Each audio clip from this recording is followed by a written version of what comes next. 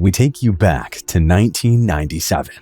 The music charts were being dominated by the Backstreet Boys, Hanson, and the Spice Girls. The world got its earliest camera phone and functioning Wi-Fi, and the blockbuster film Titanic was released. For the small county town of Jarrell, just 40 minutes north of Austin, Texas, many residents enjoyed a slow and easy lifestyle. With a population around 450 people at the time, this small-knit community are the type to wave as they pass each other in the street.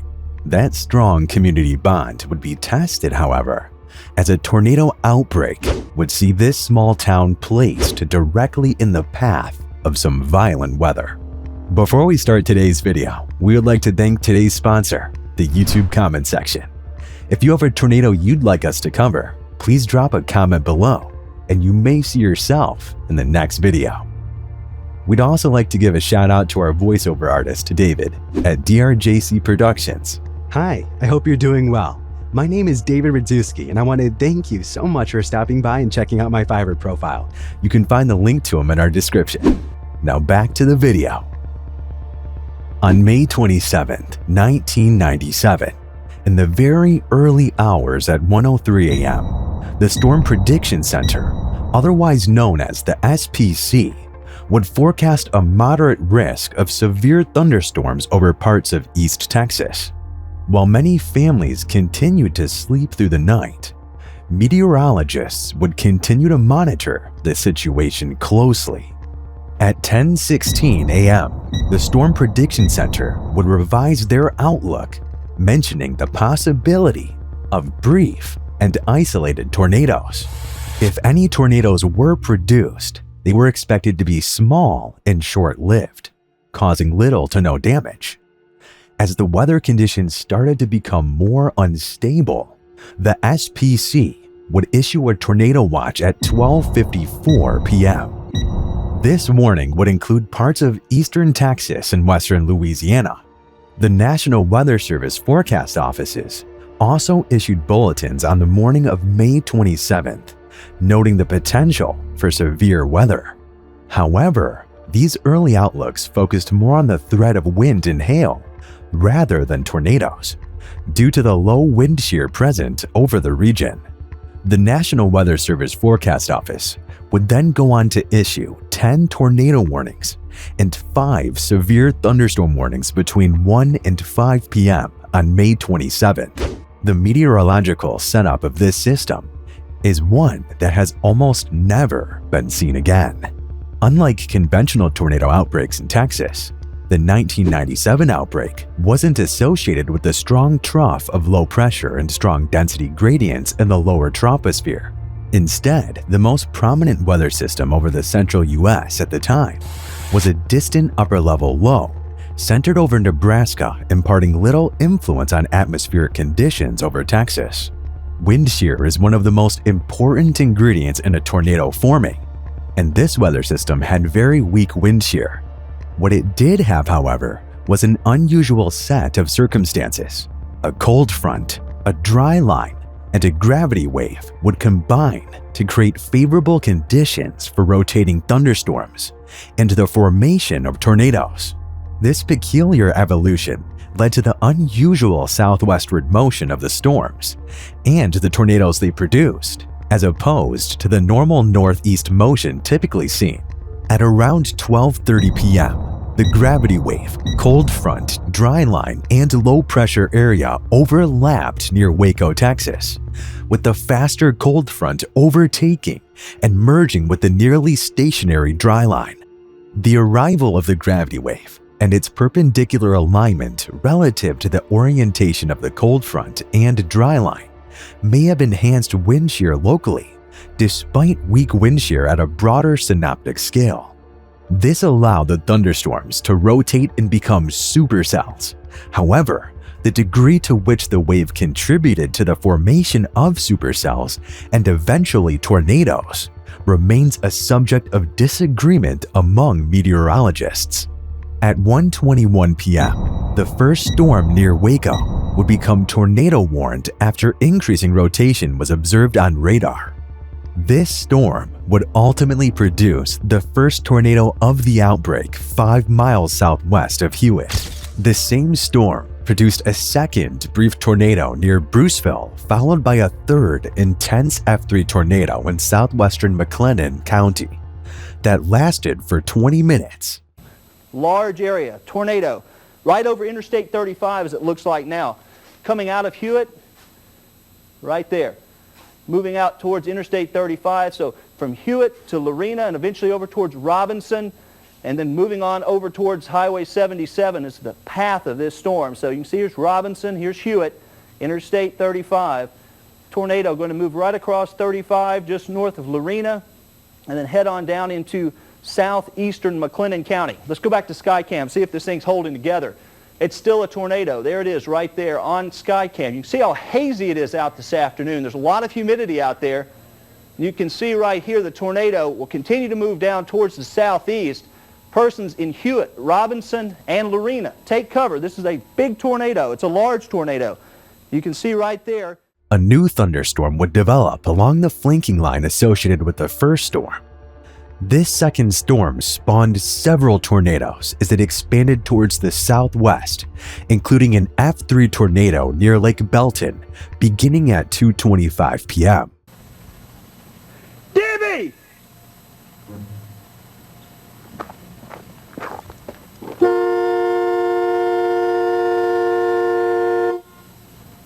Come here!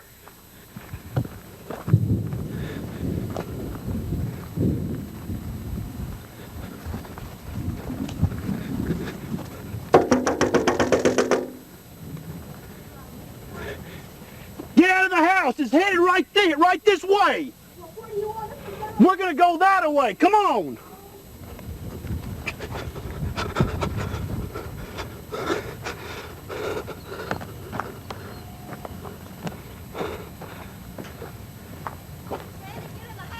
Would you come on? It's headed right at us!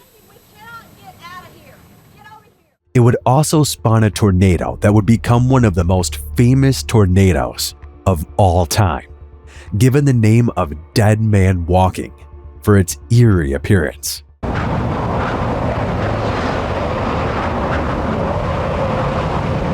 An ancient Native American legend speaks of the dead man walking.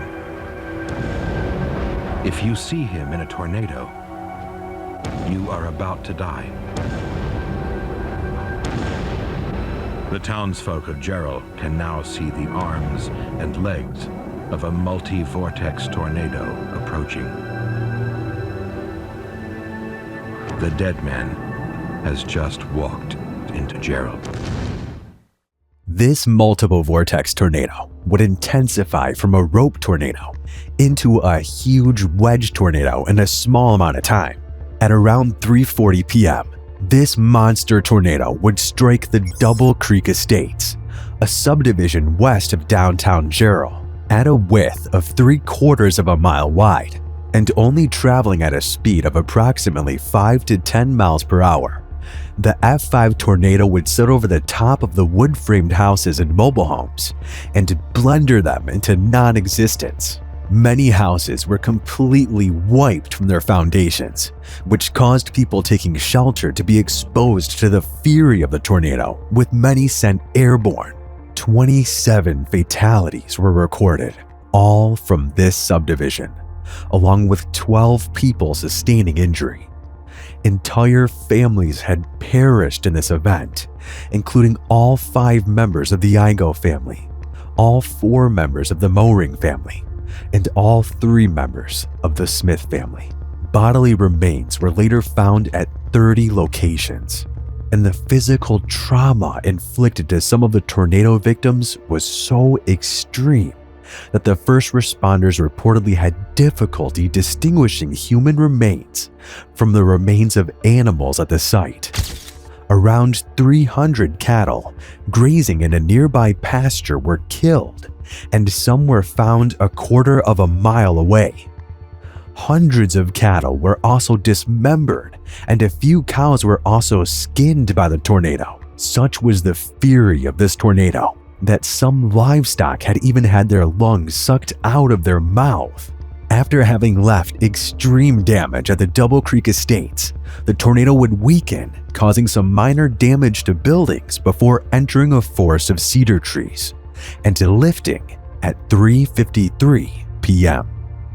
The tornado would leave a path of destruction 5.1 miles long and cause $40 million of damage to property at the time, equivalent to around $77 million of damage in today's money.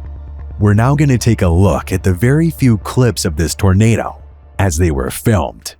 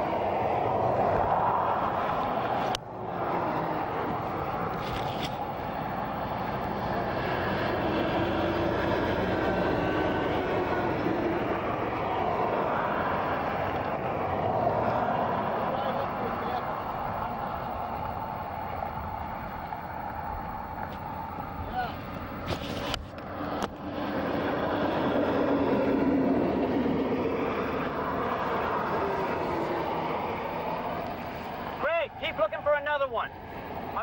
Just keep an eye out. You coming this direction? No. No, it's going due south.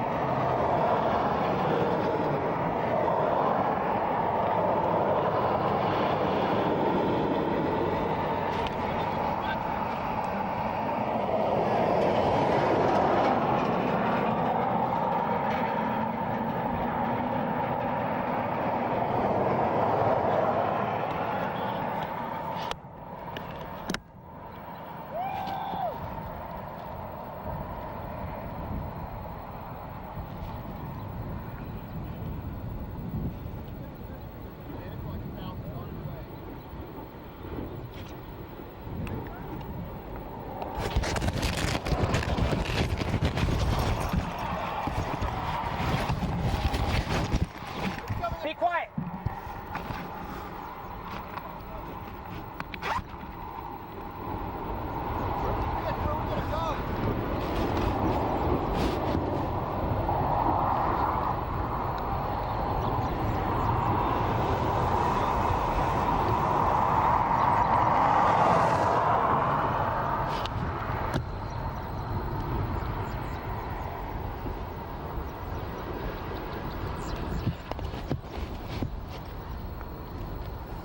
Okay, it's moving slowly toward us, but mostly south.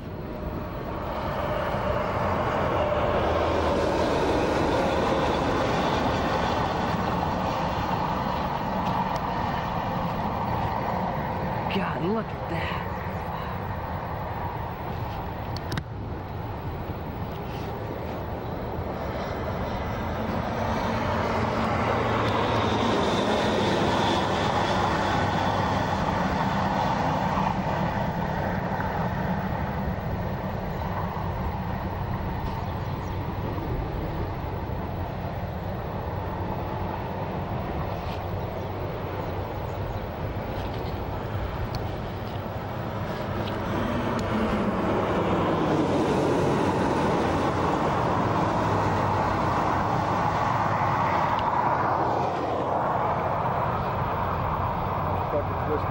That is a twister and a half. Look how stable it is.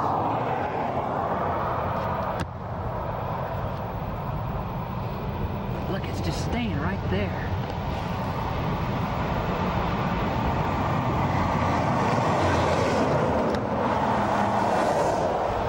Okay, man. This is the point. That's moving.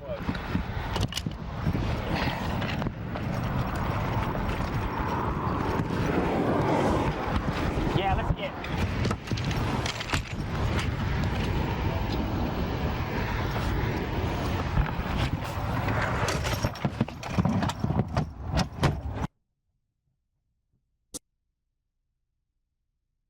We're gonna need to move. What? We need to move.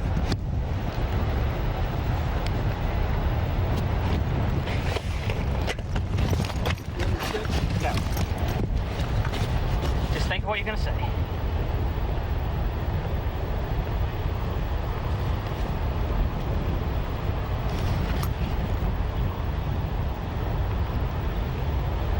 Say anything at this point. Okay.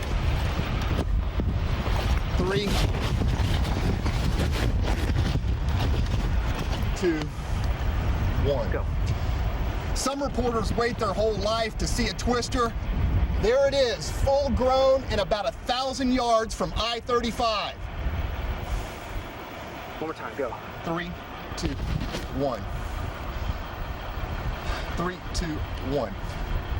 Some reporters go an entire career without seeing a twister. Well, there's one right now, fully grown and about 1,000 yards from I-35. We're on film, guys. What do you think, huh? I think it's incredible.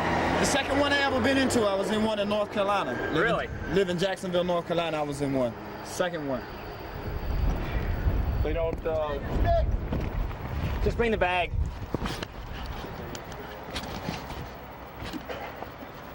Incredible. Incredible.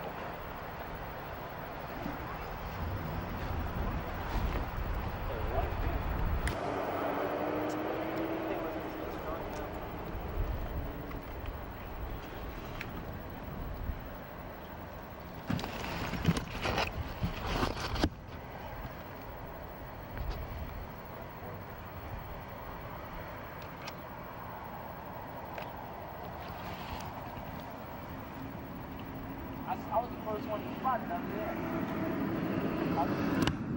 Man, look at it blow that stuff up. Up right now. We're tearing something apart. Yeah, it's ripping something. It's got to be checking the trees up.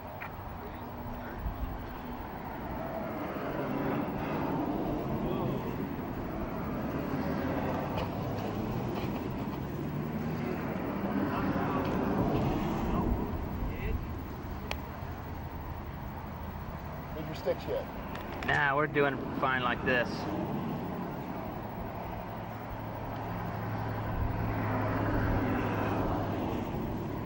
There's some hail.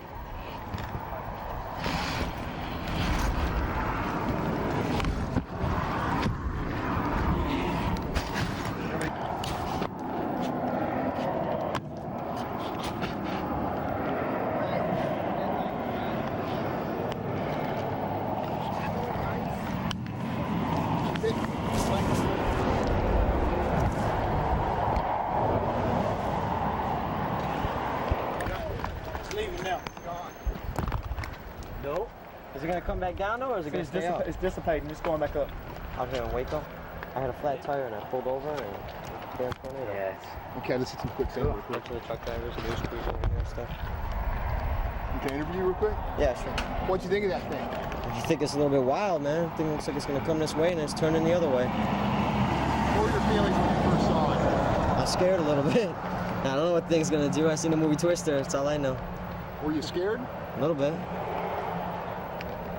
I guess when you first saw it, what did you do in terms of like, were you concerned for your safety? I didn't even know. I was sitting in the truck driver because I had the U-Haul and they got a flat tire and I pulled over and I seen all these trucks pulling over. I didn't know what was going on. I looked over to the left and I seen a tornado, man. I started tripping out. I just jumped out. Ever seen a twister before? No, never. How'd they turn out?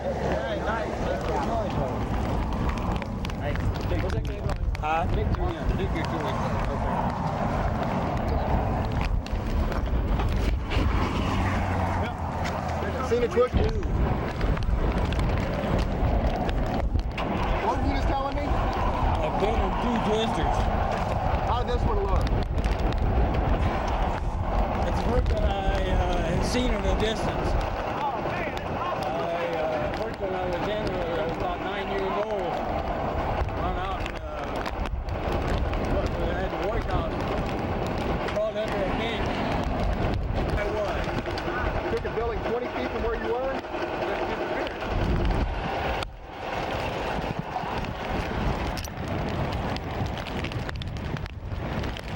Good work. Just south of what? 190. South of 190.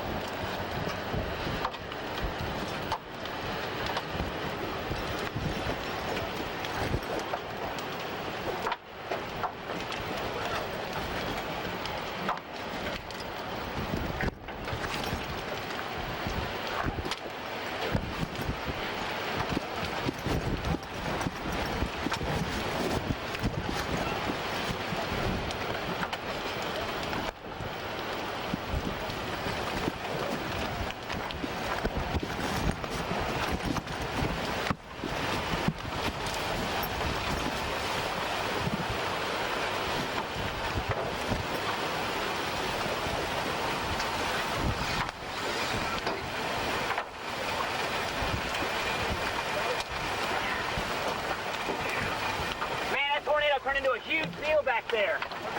The tornado touched down back there. It's huge. Oh, man. Look at the size of it now.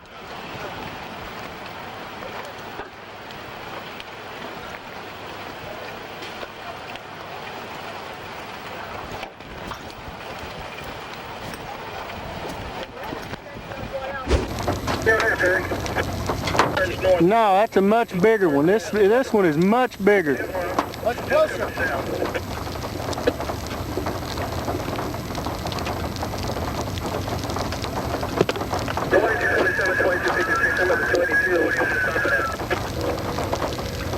come up here with me, 280. 280. Now this 41D, this is an awesome tornado. It is heading, looks like south to southeast, and it is big.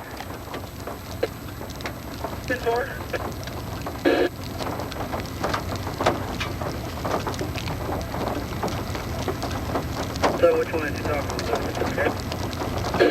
That's the one in the Barclays there. This should be crossing the interstate, I think. 442 carry over the area 280.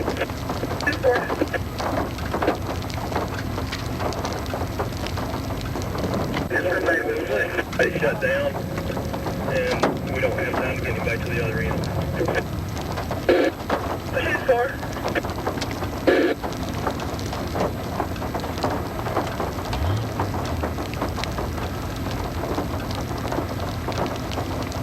That one's tearing hell out of me.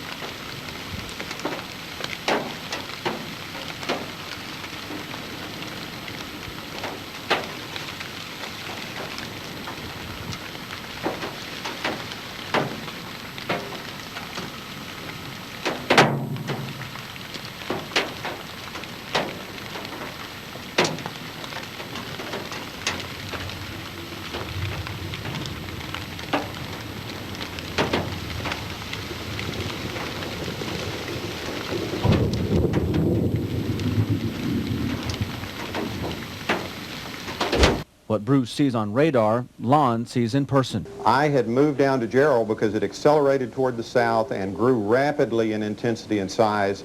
I was on the very south side of Jarrell looking back to the north as the tornado moved into town, and it was an incredible sight. There were multiple vortices, smaller tornadoes rotating around the main storm and into it, and it was obvious that if it hit a populated area, it would do devastating damage. I had my fingers crossed that it would not hit a populated area, and obviously, unfortunately, it did.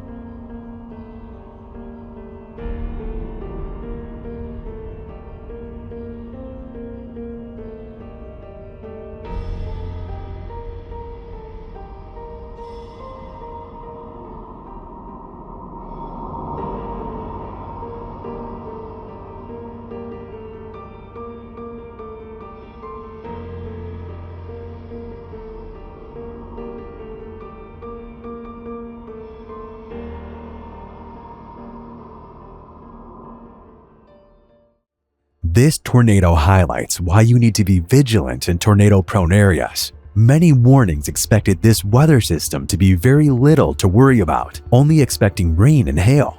However, entire families would cease to exist because of this monster. If you live in an area like this, consider investing in a storm shelter. It may be the difference between life and death. We like to create these videos to educate people. While tornadoes are beautiful to look at, they're also a very deadly force of nature. Thanks for watching, and don't forget to subscribe so you don't miss out on our next amazing video. Or check out one of these other videos you may have missed. Stay safe, and we'll see you next time.